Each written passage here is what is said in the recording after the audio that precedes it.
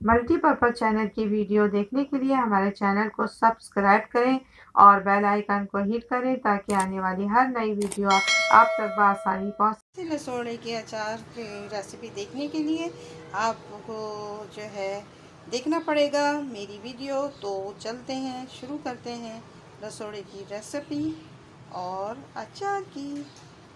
अस्सलामुअलैकुम, सल्ले अला सुभान अल्लाह। मैं तौकीर हफीज़ वेलकम करती हूँ अपने मल्टीपर्पज़ चैनल पर। और लसोड़े का अचार बनाना बताऊँगी और बहुत ही इजी तरीके से।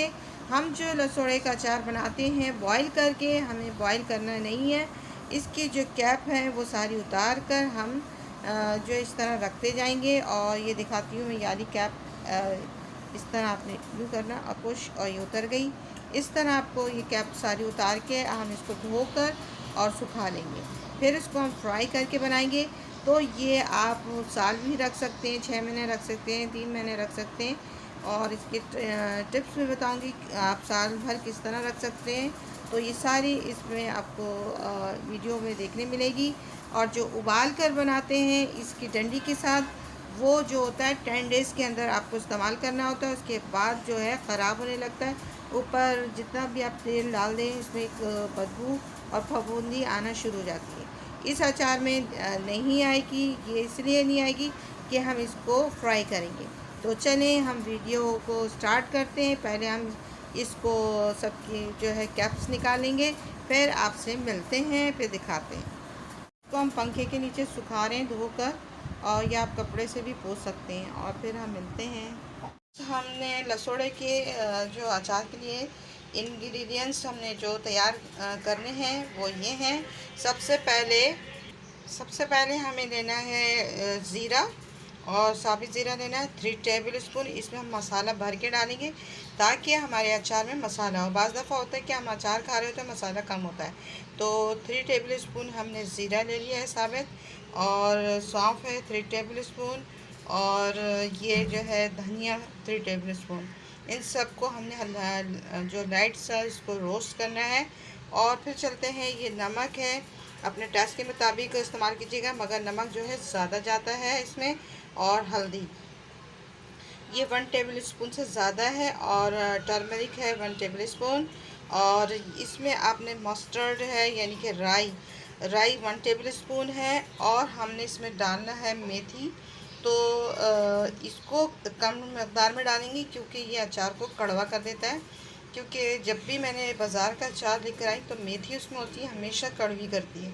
तो आप वाला अचार, मैं अपने घर का अचार बनाती हूँ तो बहुत ही टेस्टी होता है। तो इसमें 1 टीस्पून जो मैंने मेथी दाना लिया है, और 1 टीस्पून जो है हमने कलौंजी लिया है। तो ये दोनों को मैं भूनूंगी नहीं, ऐसे ही डालूंगी, ठीक है। या तो भून लूँगी और उसको पीसूँगी नहीं, इनको सबको दरदरा हमें पीसना है, ठीक है। फिर इसके बाद है 1 टेबल स्पून जो है रेड चिली पाउडर है, 1 टेबल स्पून है जो है चिली फ्लेक्स। ये आप कम और ज़्यादा मकदार कर सकते हैं। चलिए हम सबको।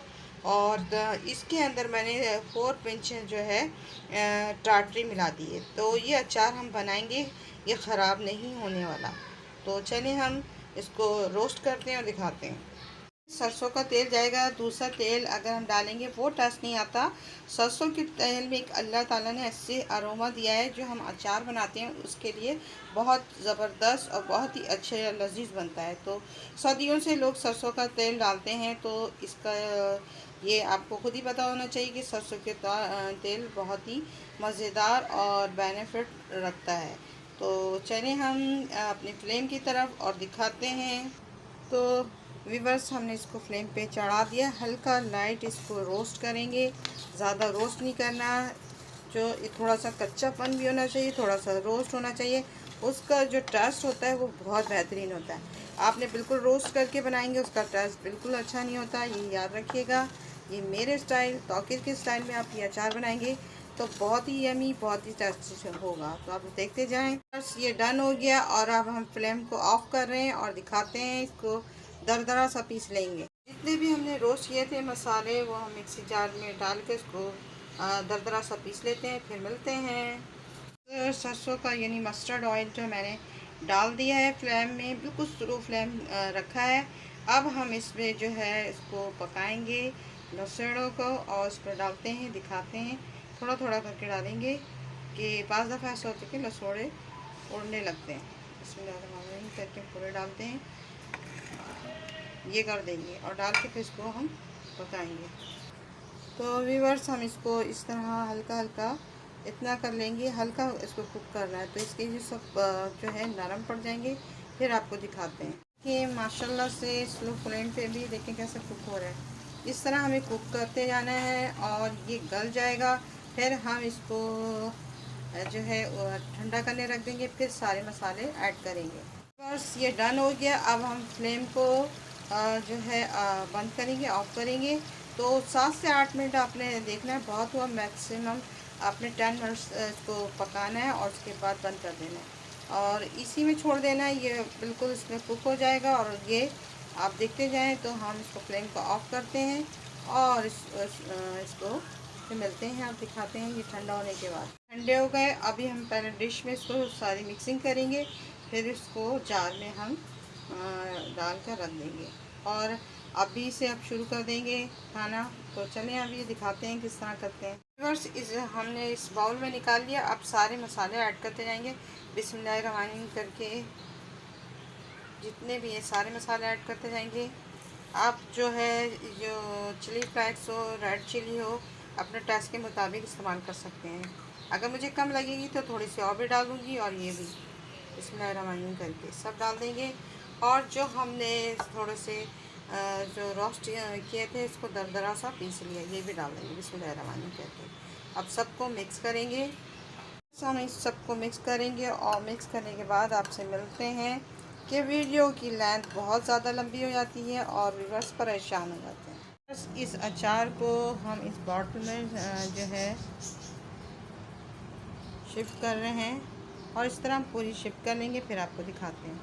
बस अचार हो गया डन और बहुत मज़े का लग रहा है, क्योंकि मैंने चख के देखा तो मुझे इसमें थोड़ा सा नमक कम लगा था। मैंने हाफ़ टी स्पून नमक ऐड किया यानी सॉल्ट, और थोड़ी सी मिर्चें मुझे कम लगी थी। हाफ़ टी स्पून जो है आप जो है रेड चिली पाउडर या चिली फ्लेक्स डाल सकते हैं।